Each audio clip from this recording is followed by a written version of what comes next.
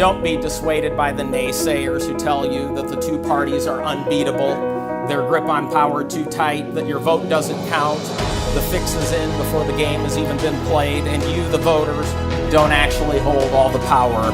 You do, they don't, and never let them forget it. We can do this, we will do this, we will build a new and enduring majority, and the rest of America will follow our lead.